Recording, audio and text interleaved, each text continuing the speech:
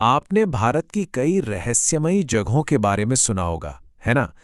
लेकिन एक जगह ऐसी है जहां शाम ढलते ही सन्नाटा कुछ ज्यादा ही भारी लगने लगता है। अरावली की पहाड़ियों के बीच छिपा एक ऐसा किला जहां जाके मानो इतिहास खत्म हो जाता है और एक अजीब सा डर शुरू होता है। भानगढ़ के साए। आज के इस विश्लेषण में आपका स्वागत है। आज हम राजस्थान के अलवर में मौजूद इस बेहद चर्चित किले के हर उस दावे, हर उस कहानी और उस मनोविज्ञान को डिकोड करेंगे जिसने इसे इतना मशहूर, या कहूं इतना बदनाम कर दिया है। वहाँ के जो लोकल लोग हैं ना, उनकी एक बहुत ही मशहूर कहावत है। वो कहते हैं कि भानगढ़ दिन में सिर्फ एक किला है, लेकिन रात में ये कुछ और ही बन जाता है। और ये लाइन सुनते ही ना, वो जो खौफनाक बदलाव वहाँ सूरज ढलने के बाद आता है, वो एकदम से महसूस होने लगता है। मतलब लोग लिटरली दावा करते हैं कि उन्होंने वहाँ अजीब अजीब आवाज़ें सुनी हैं, कुछ परछाइयाँ देखी हैं, और एक ऐसा एहसास जैसे कोई लगातार उन्हें घूर रहा हो। तो चलिए सबसे पहले बात करते हैं भानगढ़ के इस अजीब से बदलाव की, जो दिन और रात के बीच होता है। अब देखिए, दिन के उजाले में अगर आप वहां जाएंगे तो ये एक बेहद खूबसूरत जगह है। हर रोज हजारों टूरिस्ट आते हैं, पुराने मंदिरों में घूमते हैं, इन शानदार खंडरों के बीच बढ़िया बढ़िया तस्वीरें खिंचवाते हैं, बिल्कुल नॉर्मल। लेकिन जैसे जैसे शाम ढलनी शुरू होती है ना, माहौल एकदम बदल जाता है। हवा अचानक से ठंडी लगने लगेगी, पक्षियों की चहचहाहट एकदम शांत हो जाती है, और एक बहुत ही अजीब, बहुत भारी सन्नाटा पूरे इलाके को जैसे जकड़ लेता है। एक इतनी चहल पहल वाली जगह का अचानक से ऐसे खामोश और डरावने माहौल में बदल जाना, यही तो वो चीज़ है जो इस रहस्य की शुरुआत करती है। अब जहां रहस्य है, वहां कहानियां तो होंगी ही।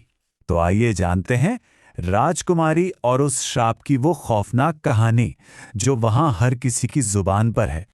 तो जो वहाँ की लोकल लोक कथाएं हैं, उनके मुताबिक भानगढ़ की एक बहुत ही खूबसूरत राजकुमारी थी, रत्नावती। और सिंघिया नाम का एक तांत्रिक था, जिसे राजकुमारी को पाने का एक खतरनाक जुनून सवार हो गया था। अब जाहिर है, राजकुमारी ने उसे रिजेक्ट कर दिया। तो उस तांत्रिक ने क्या किया? उसने काले जादू का सहारा लिया। उसने राजकुमारी तक पहुंचने के लिए एक जादुई तेल भेजा, लेकिन राजकुमारी को उसकी साजिश की भनक लग गई। उन्होंने वो तेल उठाया और सीधा एक बड़े से पत्थर पर फेंक दिया। और फिर जो हुआ, वो किसी थ्रिलर मूवी से कम नहीं है। वो पत्थर जादुई तेल की वजह से लुढ़कता हुआ सीधा उस तांत्रिक की तरफ गया और उसे वहीं कुचलकर मार डाला। लेकिन कहानी यहां खत्म नहीं होती। मरने से ठीक पहले उस तांत्रिक ने एक श्राप दिया। उसके आखिरी शब्द थे, भानगढ़ बर्बाद हो जाएगा। और वहां के स्थानीय लोग बताते हैं कि उसकी मौत के कुछ ही वक्त बाद वो श्राप सच में काम कर गया। धीरे धीरे पूरा का पूरा भानगढ़ नगर एकदम वीरान हो गया। सब कुछ खत्म हो गया। ये तो होगी कहानियों की बात, लेकिन इतिहास और जो हमारा एएसआई का बोर्ड वहां लगा है, वो क्या कहता है? आइए सच्चाई टटोलते हैं। सच कहूं तो इतिहासकार इस श्राप वाली कहानी को बिल्कुल नहीं मानते। अगर आप ऐतिहासिक दस्तावेज और रिसर्च देखेंगे तो भानगढ़ के उजड़ने के पीछे के कारण बहुत ही लॉजिकल थे। मतलब वहां लगातार युद्ध हो रहे थे, पानी की बहुत भारी कमी हो गई थी और आर्थिक हालात काफी खराब थे।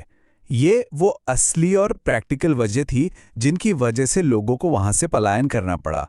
लेकिन हाँ, एक बात से इतिहासकार भी इंकार नहीं करते कि ये जगह वीरान बिल्कुल अचानक हुई थी। और शायद इतिहास के इसी अचानक आए खालीपन ने लोगों की कल्पनाओं और इन डरावनी कहानियों को पनपने की जगह दे दी। अब आपने इंटरनेट पर भानगढ़ के बारे में एक चीज तो पक्का देखी होगी, वो है भारतीय पुरातत्व सर्वेक्षण यानी एएसआई का वो मशहूर चेतावनी बोर्ड, जिस पर साफ साफ लिखा है कि रात के समय प्रवेश वर्जित है।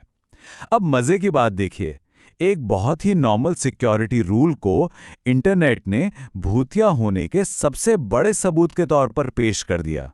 मतलब ऐसे बोर्ड अक्सर पुरानी ऐतिहासिक इमारतों और जंगली इलाकों के पास सुरक्षा के लिए लगाए जाते हैं, राइट? ताकि रात में कोई जानवर या किसी हादसे का शिकार न हो। लेकिन हमारी डिजिटल दुनिया ने इसे सीधा भूतों का प्रमाण पत्र बना दिया। चलिए अब बात करते हैं उन पैरानॉर्मल दावों की जिन्होंने भानगढ़ को लेकर अनसुलझे रहस्यों का एक अंबार लगा दिया है। तो हुआ क्या, साल 2019 की बात है। कुछ पैरानॉर्मल इन्वेस्टिगेटर्स ने इस किले में रात बिताने का फैसला किया। और वो ऐसे ही नहीं गए, पूरी तैयारी के साथ गए थे।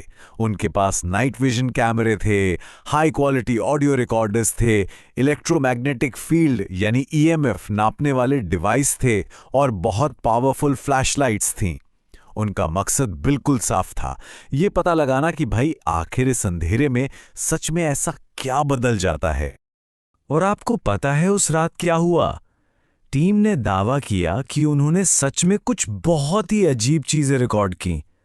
रात के करीब 11 बज रहे होंगे और उनके ऑडियो रिकॉर्डर में एक बहुत ही धीमी सी फुसफुसाहट रिकॉर्ड हुई। उनका जो मेन कैमरा था ना, वो बार बार अपने आप बंद हो रहा था। बैटरी ऐसे खत्म हो रही थी जैसे कोई उसे सोख रहा हो। और तो और नाइट विजन फुटेज में 1 सेकंड के लिए ही सही, लेकिन एक लंबी सी परछाई जैसी आकृति गुजरती हुई दिखी। अब देखिए, ये पक्के तौर पर कहना मुश्किल है कि वो सच में कोई पैरानॉर्मल एक्टिविटी थी या फिर महज कैमरों की कोई तकनीकी खराबी। लेकिन इन चीजों ने भानगढ़ के रहस्य को और गहरा जरूर कर दिया। और बात सिर्फ इन कैमरों और मशीनों तक ही सीमित नहीं है। दिल्ली से आए एक टूरिस्ट का एक्सपीरियंस तो और भी रोंगटे खड़े कर देने वाला था। वो शाम के करीब 6:45 बजे उन खंडहरों के पास खड़ा था। अचानक उसे महसूस हुआ कि किसी ने पीछे से उसका कंधा छुआ। उसने मुड़कर देखा तो वहां कोई नहीं था, बिल्कुल खाली। और तभी बिल्कुल उसके कान के पास एक बहुत ही साफ फुसफुसाहट सुनाई दी, यहां से चले जाओ। आप मानेंगे नहीं, ये कोई इकलौती कहानी नहीं है। अगर आप इंटरनेट खंगालेंगे तो फोरम्स ऐसे दावों से भरे पड़े हैं। किसी को वहां अचानक भयानक घबराहट होने लगती है, किसी को लगता है कि पीछे से कोई उनका नाम पुकार रहा है। मोबाइल का नेटवर्क अचानक से जीरो हो जाना और कैमरों का रहस्यमयी तरीके से काम करना बंद कर देना, ये तो बहुत ही आम दावे हैं। अब सोचिए, जब हजारों लोग जो एक दूसरे को जानते भी नहीं, अलग अलग टाइम पर आकर बिल्कुल एक जैसा एक्सपीरियंस शेयर करते हैं, तो ये सवाल दिमाग में आना लाजिमी है कि आखिर दाल में कुछ काला है क्या? तो चलिए अब इस पूरी मिस्ट्री को एक बिल्कुल अलग नजरिए से देखते हैं। डर का मनोविज्ञान, जिसे हम साइकोलॉजी ऑफ फियर भी कहते हैं। मनोविज्ञान में ना एक कॉन्सेप्ट होता है जिसे फियर इल्यूजन या डर का भ्रम कहते हैं। इसे ऐसे समझिए, जब आप भानगढ़ जैसी जगह पर जाते हैं तो आपके दिमाग में पहले से ही भूतों की, श्राप की सैकड़ों कहानियां फीड होती हैं। फिर जब आप वहां पहुंचते हैं और वो अंधेरा, वो वीरान खंडहर, वो भयानक सन्नाटा आपको घेरता है ना, तो आपका दिमाग एकदम सर्वाइवल मोड में चला जाता है। ऐसे में क्या होता है, हवा की एक नॉर्मल सी आवाज या मान लीजिए किसी जानवर के चलने की आहट भी आपके दिमाग को एक बहुत बड़े खतरे जैसी लगने लगती है।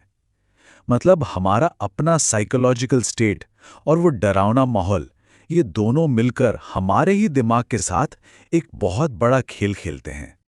तो आखिर में बात कहां आकर रुकती है? देखा जाए तो भानगढ़ हमेशा से 2 अलग-अलग दुनियाओं के बीच फंसा हुआ है।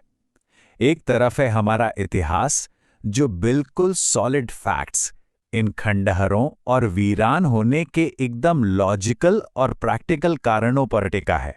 और दूसरी तरफ है डर, जो सदियों पुराने मिथकों, इंटरनेट की वायरल अफवाहों और लोगों की उन अनसुलझी कहानियों से जिंदा है। ये दोनों ही पहलू भानगढ़ में साथ साथ चलते हैं और सच कहूं तो यही इस जगह की असली पहचान बन चुके हैं। अब हम इस विश्लेषण के अंत में आ गए हैं, लेकिन यह सफर एक बहुत ही गहरा सवाल हमारे सामने छोड़ जाता है।